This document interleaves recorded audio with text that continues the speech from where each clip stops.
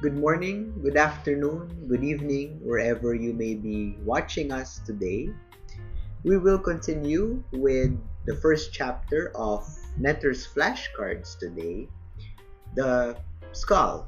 We will continue specifically with the different holes, the different foraminae of the skull base. Please follow my pointer as we will go through the different labeled structures over here. The foramina of the skull base, superior view. Number 1 here, the foramina of cribriform plate, through which the olfactory nerve bundles pass through.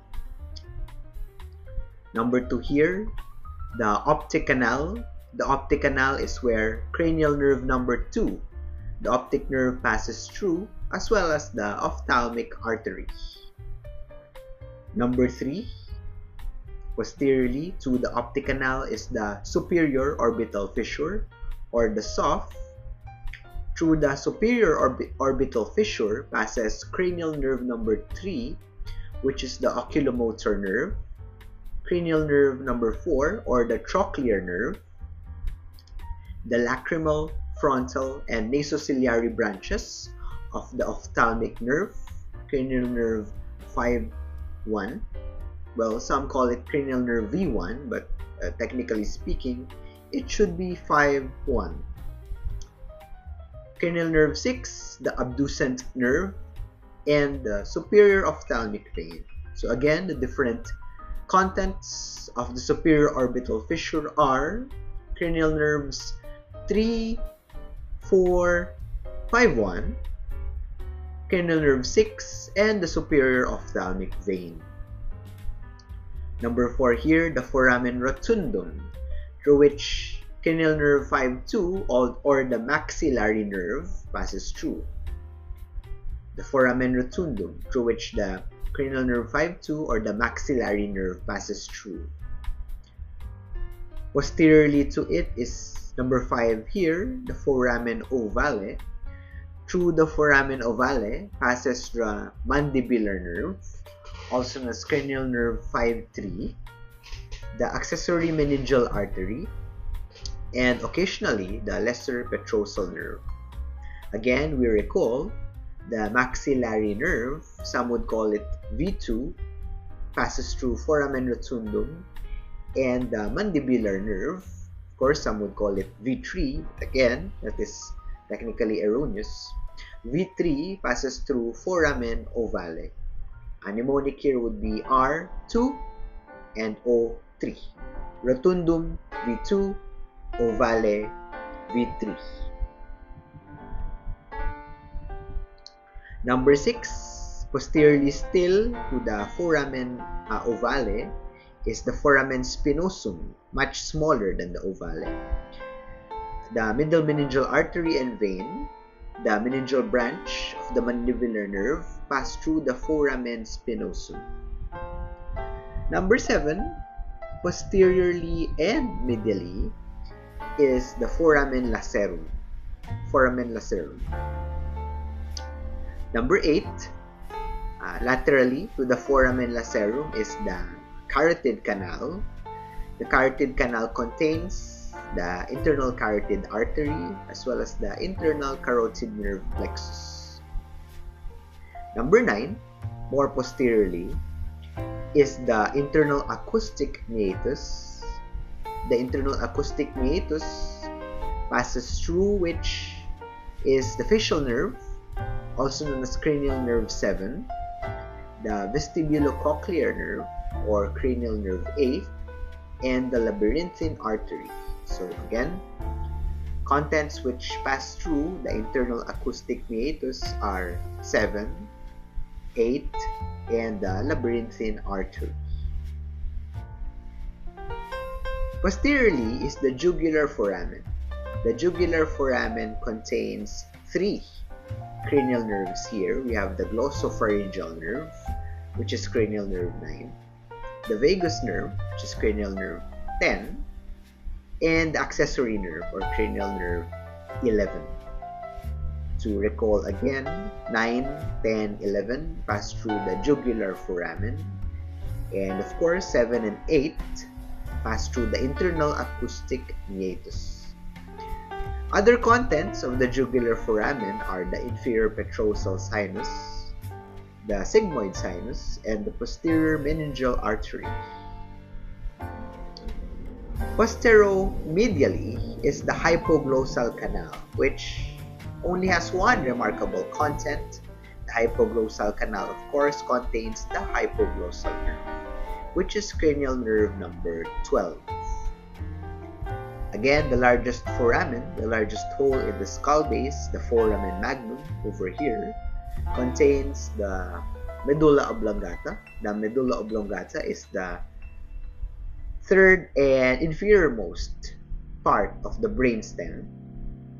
The foramen magnum also contains meninges, the vertebral arteries, the meningeal branches of the vertebral arteries, and the spinal roots of the accessory nerves. The accessory nerve, of course, is cranial nerve 11.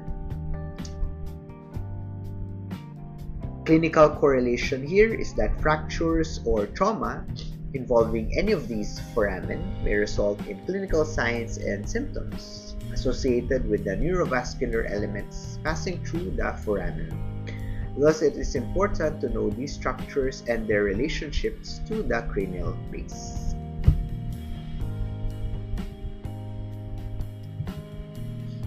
We now move into the jaw or the mandible, taking a look first at the mandible from an anterolateral superior view over here. Let's start superiorly over here, then we go anteriorly, so we'll move from posterior to anterior. Number 1 here, the condylar process, which is the head over here and the neck inferiorly. Anterior to the condyle, or the condylar process, is the coronoid process over here. So the mnemonic here is R comes before N. The coronoid process is anterior or in front of the condylar process, which is behind. Number 3 here is the submandibular fossa. Submandibular fossa, of course, seats one of 2 submandibular glands in the floor of the mouth. Number 4, the mylohyoid line over here. Number 5, anteriorly, the hole over here, the mental foramen. And number 6, colloquially called the chin, or the tip of the chin, is the mental protuberance. Number 7 here is the body of the mandible. And number 8, the ramus. The ramus is vertical, and the body is horizontally aligned. The mandible or the lower jaw contains the mandibular teeth and the mandibular foramen. The inferior alveolar neurovascular bundle passes through the mandibular foramen over here. This is the mandibular foramen space over here. It innervates the mandibular teeth and supplies them with blood. The inferior alveolar nerve ends as a cutaneous branch that exits the mental foramen over here as the mental nerve. The condylar process of the mandible articulates or connects with the temporal bone, forming the TMJ or the temporomandibular joint. So again, the temporomandibular joint is the articulation or the union between the condylar process of the mandible and the temporal bone. Because of its vulnerable location, the mandible is the second most commonly fractured facial bone, the nasal bone being the first. So the nasal bone is the most commonly fractured facial bone. Second is the mandible or the lower jaw. The most common sites of fracture in the mandible are the canine tooth. This is the canine tooth, also known as the cuspid, and the third molar area. This is the third molar area. Fractures of the mandible are fairly common. The mandible's U-shape renders it liable to multiple fractures, which occur in over 50% of cases. Most common sites of fracture are the canine tooth or the cuspid and the area just anterior to the third molar, which is the wisdom tooth area. When fractured, blood oozing from the mandible may collect in the loose tissues of the floor of the mouth above the mylohyoid muscle. This is a left posterior view of the same mandible. Number 1 here is the condylar process. Course anterior to it is the coronoid process. Number 2 here, the protrusion over here is the lingula. Number 3, as we briefly mentioned in the previous slide, is the mandibular foramen. Number 4 is the mylohyoid groove, Number 5 here, more inferiorly, is the submandibular fossa. Number 6 is the sublingual fossa. So if the submandibular fossa seats one of 2 submandibular glands, the sublingual fossa seats the sublingual glands. And number 7 here, the mental spines. The inferior alveolar neurovascular bundle enters the mandibular foramen over here, coursing through the bony mandible to supply the mandibular teeth and gums. And we recall that the inferior alveolar neurovascular bundle, after it enters the mandibular foramen, it will exit through the chin anteriorly through the mental foramen. And when it exits the mental foramen, it is now the mental nerve. Depressions or fossae on the medial side of the mandible mark the locations of the submandibular and the sublingual salivary glands. The mandible is the strongest and the largest of the facial bones, and its landmarks are used for dental anesthesia via intraoral injections. Properly performed, the infiltrating anesthetic anesthetizes the inferior alveolar nerve and lingual nerve ipsilaterally, that is, on the same side as the injection, where they lie in the pterygomandibular space, proximal to the mandibular foramen. This will anesthetize the mandibular teeth.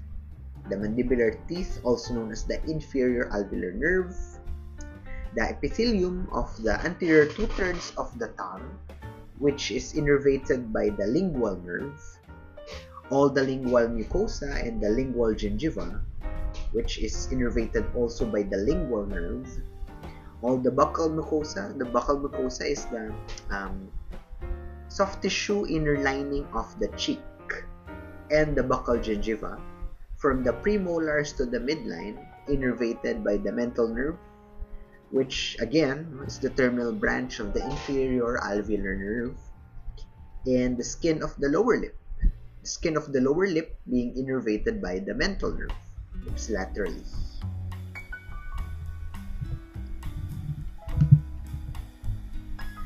Let's take a closer look of the temporomandibular joint over here. Number 1 here, as shown, is the joint capsule. Number 2 is the lateral temporomandibular ligament. Number 3 is the sphenomandibular ligament. And number 4, more posteriorly, is the stylomandibular ligament. Number 5 here, more superiorly, is the mandibular fossa. And posteriorly is the articular disc. Number 7, more anteriorly, is the articular tubercle. And number 8, slightly inferiorly, is the joint capsule. The TMJ, as we alluded to earlier, is the synovial joint between the mandibular fossa and the articular tubercle of the temporal bone and head of the mandible. The joint's 2 synovial cavities are separated by an articular disc of fibrocartilage. This unique joint combines an upper uniaxial gliding joint for forward gliding. Forward gliding of the jaw is called protrusion, and backward gliding of the jaw, which is called retraction, movements, and some side-to-side motion, with a lower uniaxial hinge joint below the articular disc. So again, the articular disc over here in blue, below the articular disc for closing or elevation of and opening or depression of the jaw. The temporomandibular joint contains an articular capsule and is reinforced by the lateral and the sphenomandibular ligaments. So again, the lateral ligaments over here and behind the sphenomandibular ligaments, the two ligamentous reinforcements of the temporomandibular joints.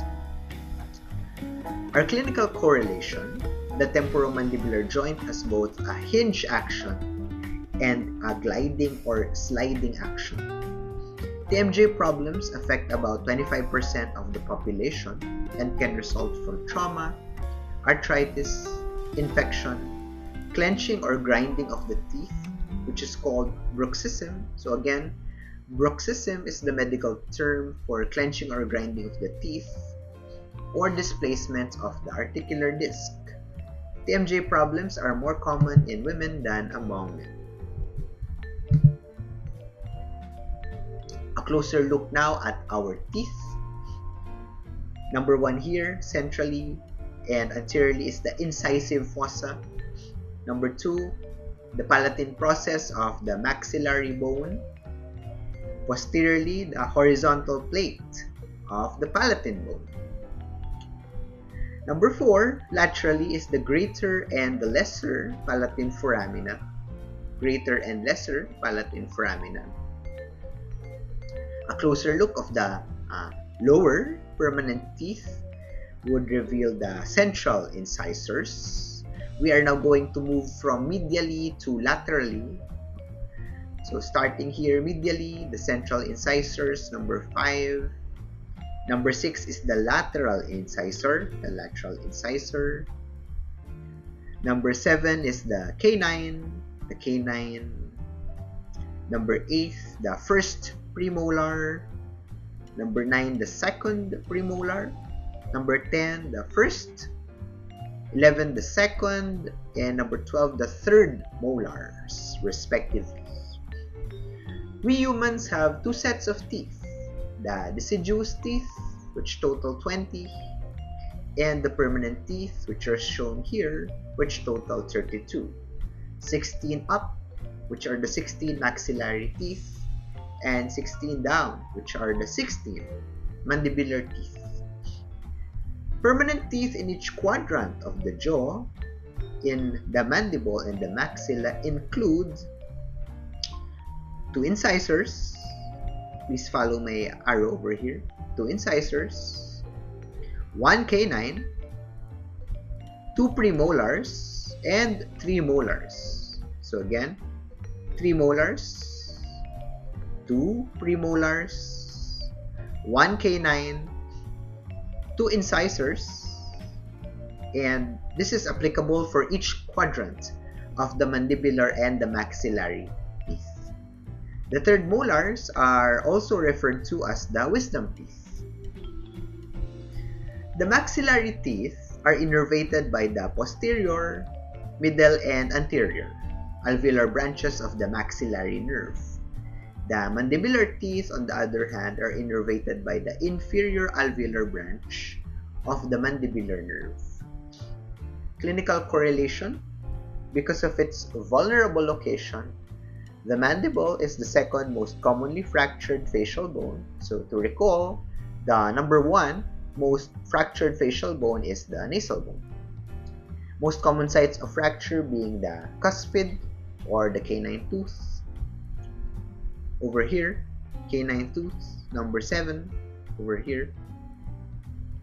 And just anterior to the third molar area. Third molar area, as we recall, is also known as the wisdom tooth. A closer look of the tooth over here before we end our second session.